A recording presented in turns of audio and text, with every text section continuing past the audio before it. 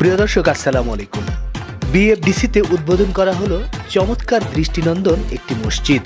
আর এই মসজিদটি নির্মাণ করলেন নরসিংদীর দানবীর খ্যাত ব্যক্তি আব্দুল কাদের মোল্লা।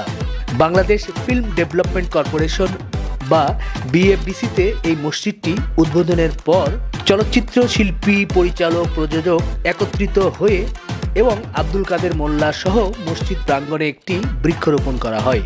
ভালো লাগছে যে এই মসজিদে আমি আগে অনেকবার নামাজ পড়েছি, বাট এখন যে মসজিদে নামাজ পড়ব অনেকটা মক্কা মদিনার মসজিদগুলোর মতো যেরকম হয় সেরকম একটা ফ্লেভার আসবে ইনশাআল্লাহ। আর আমি বিশেষভাবে খুশি হয়েছি যে আমাদের নরসিংদীর দানবীর শ্রদ্ধেয় কাদের মোল্লা ভাই এটা দিয়েছেন, এজন্য আপনাকে অনেক অনেক অনেক ধন্যবাদ। আর এটার যে অবদান রেখেছে, ওনার কাছে যাওয়াতে এত সোজা ছিল না আসলে। সনি ভাই আছে আমার পাশে, আমার নরসিংদীর ভাই, এবং আরেক নরসিংদীর ভাই আমার প্রিয় ডিরেক্টর বদিউল আলম খোকন ভাই।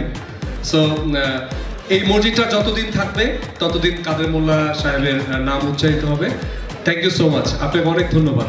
এফডিসিতে যদি সম্ভব হয়, আমাদের যদি আপনি চান আর কি, আমাদের ফ্লোর টোর যদি কিছু করতে চান প্লিজ করে দিন। Thank you so much.